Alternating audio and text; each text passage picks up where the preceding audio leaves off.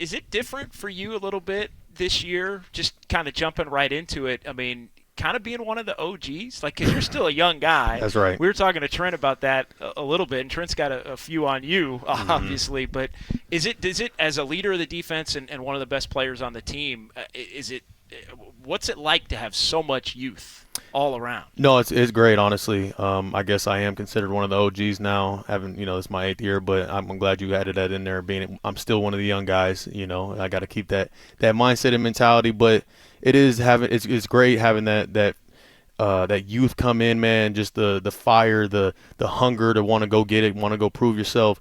That's honestly what we need right now in this time that we're at. I think obviously we didn't have the year that we wanted last year, and it's about building this thing from the ground up this year. And I'm excited, man. I'm excited for how the team's looking and how we're building this thing up. I want to talk all things football with you, but Greg Papa is very disappointed that he can't be here today, and obviously we're sending all of our love his way. I asked him this morning, I said, hey, you got any questions you want me to pass along for you? And he said, ask Fred about the Sonoma Speaker Series that we did last offseason. How much fun was that? That was so much fun, man. And I'm surprised that we haven't had an opportunity to talk about it, but anytime that I can be up there with Greg Papa, which obviously, my wishes and prayers are with him right now. I know he's going through a tough time, but it's always fun just being able to talk about life, talk about football, and it was a great opportunity to just be up there in front of the people of Sonoma and just share my story a little bit. D. Winters is somebody that everybody's mentioned. We had him yesterday. We talked to him.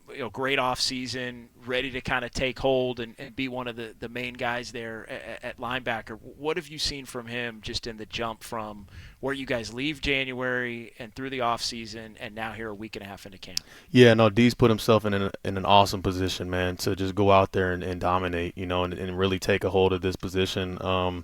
I've been really happy with what I've seen from D. I think a guy going from year 2 to year 3, I think that's when you make the biggest jump, and I see him playing with that confidence that you want to see.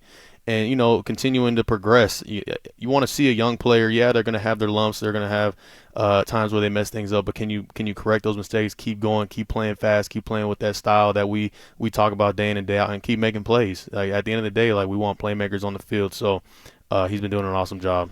One of the most important stories in free agency for the team and obviously a lot of the fans and our listeners was the departure of Dre Green Law because of how loved he was in and outside of the locker room.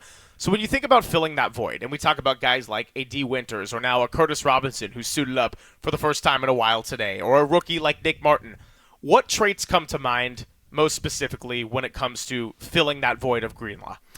Yeah, I mean, it's not about just having one guy that takes over the spot, in my opinion. I think it is going to be by committee, and I think our group, our LB room right now is as competitive as any room on the team. I'm so excited about all the young players who are coming up, and obviously the guys who have been there taking that next step. Guys are flying around, and I think the number one thing that I always want to see, man, is who has that dog in them. That's what it's all about, is really hunting the football with bad intention. Obviously you got to be on top of your assignments and being reliable to your teammates and to the coaches, right? But who's going to hunt the football? Who's going to continue to just be a dog out there? I think that's what we want at the second level. Well, I was going to say that's exactly what you demonstrated last year when it came out in December that you'd been playing on a fractured ankle. Just talk about that experience, the importance of you to set the tone of consistency, and maybe how you manage the pain to continue to play at a high level while dealing with a serious injury. Yeah, no, it was a real tough time. Tough in a lot of ways because obviously playing on that ankle was one thing, but then our team not playing to the standard that we have held ourselves to for so long, that was another tough part of it. And so, obviously I try to be that leader for the team, and I lead by example first and foremost by going out there and being, the top guy every single time I step. But, yeah, I think it was something that I learned from as well, like just battling through injury and continuing to try to still be a leader through the tough times. I think that's when you develop, true character in those moments. So I'm gonna carry that with me. Having Robert Salah back, obviously a huge deal. You've spoken to it, but is there anything different about him maybe the second time around, or that you notice? Just that he's better, better than ever, man. He's the same solid, but just better. And just having his leadership, man. Obviously, he's one of the greatest minds in football, and to have his lead and direction to the rest of the group, he keeps us, accountable every single day, man, and making sure everything is black and white for us so we can go out there and we can play fast. And I love having him back as our DC. Is there something to be said for it's in some ways similar. You guys were building a young defense going back years, even before the first Super Bowl appearance. A lot of young guys getting in the mix. He's obviously kind of leading the way. Does it feel similar to kind of that initial when you were one of the guys that was a real young guy? Yeah, exactly. Yeah, it's kind of like flipped now. I was one of those young guys who had to come in and play meaningful minutes and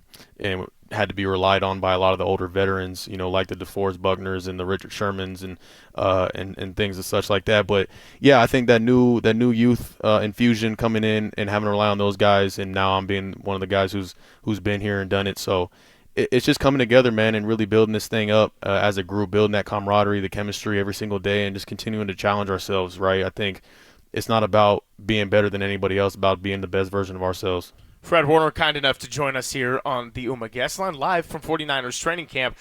Fred, I was referencing some metrics earlier, and you can get too deep into this stuff if you're sitting at a computer talking for 4 hours, right? But something that really stuck out to me is how well you have played both the run and the pass compared to anybody else at your position.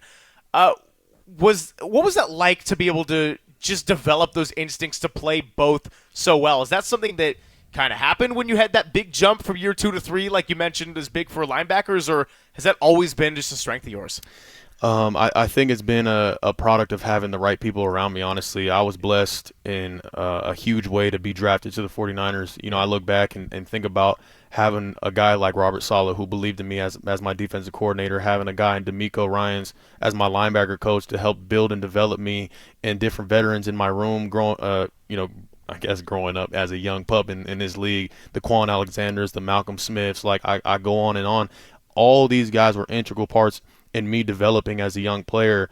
I did have some strengths coming in, maybe in the past game, just having that experience playing out in space, so that was comfortable for me. But I did have to learn how to key behind the line of scrimmage, playing stack backer for the first time, giving the calls, using my hands on and off blockers, knocking back with my tackling and in the run game. So all these things have been developed, right? And I just kind of sought out weaknesses and try to make them strengths. I'm looking Mike Hill Williams. I'm looking at Alfred Collins, Upton Stout, Nick Martin, C.J. West, Siegel. They all seem like they've got the dog to go back to that. Who's the biggest dog in the shed among that crew? I mean, right now the guy that's sticking out to me most right now, I gotta say Upton Stout, probably the smallest dog in the fight, but the biggest dog in here in where it counts. I've loved watching Upton Stout and the way that he's competed, man, at the nickel position.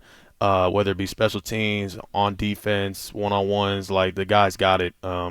Spectacular covering, and then obviously has that ability to be in the run game and get his nose dirty. I think the sky's the limit for him. All right, so I have a feeling Upton Stout might be one of the answers you say for this as well, but you talk about guys that are sticking out on the field. What about the new personalities coming in, and who's really stuck out as kind of being a new flavor to training camp here? Oh, man. There's always personalities every year.